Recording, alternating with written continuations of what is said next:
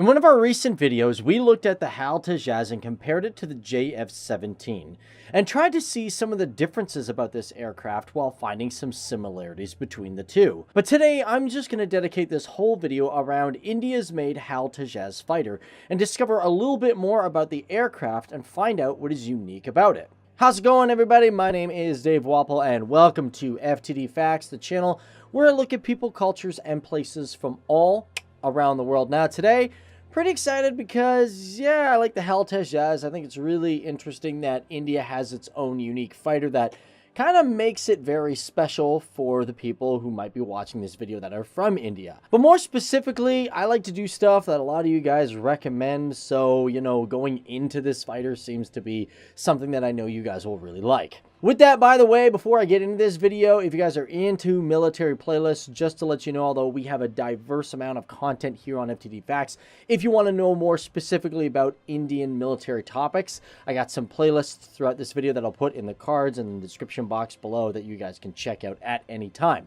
But I'll talk a little bit more about that because I kind of want to get into the facts, but I just want to let you guys know the kind of stuff that we do here in case you felt like hitting that subscribe button at any time in this video. So let's just jump right into it. So we got the HAL Tejus. It is classified as a single-seat, single-engine, multi-role fighter. And for the facts, you might be wondering, why is it sometimes called the LCA? Well, there's a reason for that. This is because this fighter was developed under what was known as the Light Combat Aircraft Program, which was a development program conducted by India for a long time, and I'm going to get into that. However, as for the name Tejus, it didn't get this name until about 2003.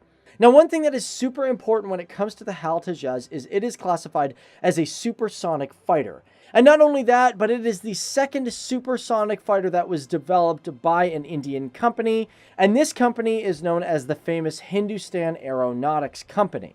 Also, not only that, it's also the smallest and lightest supersonic aircraft of any of its type in the entire world. And yes, when I say small, it is a rather small aircraft. Because for the size of this aircraft, it comes in at a height of 4.40 meters with a length of 13.20 meters and a width or wingspan of 8.20, which makes it just a little bit smaller than some other craft of its type. Now, let's take a look at why this aircraft was built in the first place. Pretty much back in the day, India knew that it needed to develop a new fighter that would replace its ever-aging MiG-21s. Because by the 1980s, they eventually knew that the MiG-21s would be completely outdated despite the amount of upgrades that they would receive. And in the 1980s, this was realistically the beginning of the Light Combat Aircraft Program. Specifically, actually in 1989, when the LCA Program Review Committee was formed. And for the development of its own unique aircraft, by 1993, the first proof of concept for this fighter was brought in. As a matter of fact, the first two proof of concept aircrafts that were made were known as TD-1 and TD-2. And for TD-1, it had its first flight on January 4th, 2001, in which shortly after prototypes emerged from that. And the cost of this first real phase of program came to approximately 2,188 crore. So one thing when it came to the Light Combat Aircraft Program, India tried to develop a lot of different things on their own instead of use technology from other countries. One thing that was definitely heavily in production was India's very own fly-by-wire program, which began development in 1992. Also, for what we now know as the HAL Tejus, it was originally intended to have an Indian-made radar system. And although that might have been developed, there was unfortunately some compatibility issues, so they had to move on to something else. With that, Hindustan Aeronautics Company went with the Israeli radar known as the ELTA systems, using the specific radar system known as the ELM 2032. However, in 2008, that's actually changed, especially in the Mark 1A version, because these new HAL Tejus, they use what is known as the ELM 2052 version. However, it is still an Israeli-made radar. But to jump back a little bit, after several tests in 2005, the Indian Air Force put an order for 20 of these fighters. Now, this actually didn't really mean it was actually cleared for the Air Force. A lot of testing happened after this. As a matter of fact, the first real maiden flight of this first limited series production, known as LSP-1, took place in Hansagoa on April 25, 2007, in which the aircraft reached a speed of Mach 1.1. And it was shortly after that the Indian Navy had intended to purchase 50 of these aircraft. However, the first prototype, known as NP-1, was given to them in July of 2010. And it was actually about a year after that the IAF, the Indian Air Force, pretty much kind of approved the design of this fighter. This is because on January 10th of 2011, it was approved for initial operation clearance by the Air Force. Shortly after that, the naval version made its first flight on April 27th, 2012. Unfortunately, the naval version wasn't accepted. I'm going to get into that because I'm going to talk a little bit about variants a little bit further on. Because it was around this time that although the Indian Air Force had given initial operation clearance, this didn't mean it had final operation clearance, and that's what you really want as a fighter. As a matter of fact, the major campaign for final operation clearance began in 2013, but I found it very interesting and yes, also unfortunate that because of several setbacks, final operation clearance wasn't given to the HAL tejus until recent. As a matter of fact, February 20th, 2019. Insane. That's a lot of years, man. I mean, that fighter is just going through the ringer. And the part that I found really fascinating about this is, although it wasn't given final operation clearance until recent, the IAF had a lot of interest in this fighter. As a matter of fact, in 2015, they purchased 120 of them. And as a matter of fact, in 2011, they had their first squadron formed. This was known as the Flying Daggers, or Number 45 Squad, which operated out of the Yelahanka Air Base in Bangalore. I should also update you guys and let you know that this squadron has now moved to the Suller Air Force Station in Coimbatore.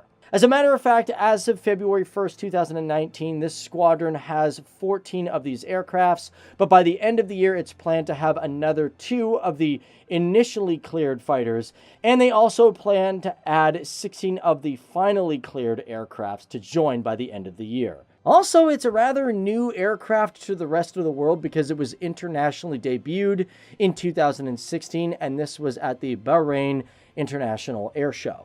So now let's just take a quick peek at versions and some of the specifications. Now, in my previous video, I did talk about that, so I'm going to kind of go through this one really quick because for some of you guys who've already seen this kind of information, I don't want to be repeating a lot of facts. So first of all, you have your initial version. On top of that, there's a trainer version, which is a 2-seater. You've also got the Navy versions, which I did state in 2016, it unfortunately failed to meet the requirements in weight.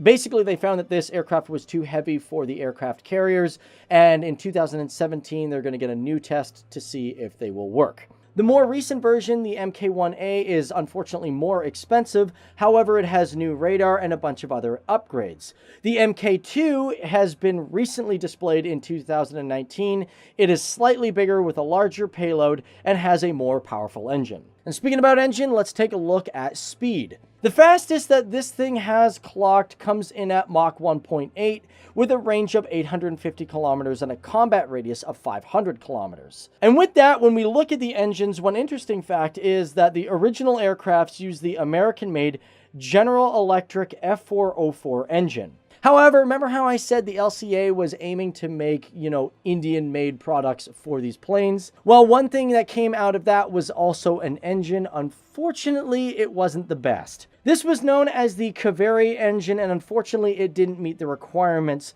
But on a side note, which some of you guys, your plane enthusiast might find this very interesting, the actual engine itself couldn't be tested in India and actually had to go to Russia. The reason for this is because India unfortunately didn't have the facilities built in to test its high altitude abilities. And apparently with that, Russia used the Tu-16 aircraft to conduct this test. And of course, when it comes to specifications, we got to talk about weapons. Now, currently this aircraft can use 9 different types of weapons. Basically, you have the 23mm gun in the front, and of course you have 8 hardpoints, which are located under the wings and the fuselage and can either be bombs, missiles, or whatever you feel.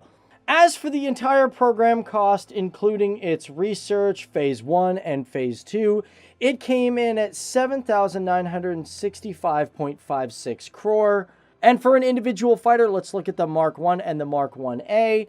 Basically, the Mark 1 comes in at 162 crore, which is approximately $23 million. And of course, I'm talking US, but here, let's take a look at the Mark 1A. It really jumps in price, because the Mark 1A jumps way up to 463 crore, or approximately 64 million US dollars, which basically that's about the cost of a Saab Gripen. But either way, guys, my name's Dave Walp, and I want to thank you guys for tuning in and learning about the HAL Tejus. I hope you guys like this video. And again, if you really like this one and you want more, military content, be sure to hit that like button, because, hey, that's how I know you guys are interested. Of course, I want to know, what is your thoughts on this aircraft? I also want to know, what is your favorite aircraft? And I also want to know, just for fun, what aircrafts can this aircraft beat? Let me know your thoughts down there. Oh yeah, by the way, I also forgot to mention that, as a matter of fact, when it comes to the HAL Tejus, one interesting thing, over 70% of this aircraft is made in India. Forgot that fact. It's pretty cool. Yeah. But thanks for watching, guys. I'll see you guys in the next one, and don't forget to check out our other videos up there, down there, and at the end of this video. Cool. Bye-bye.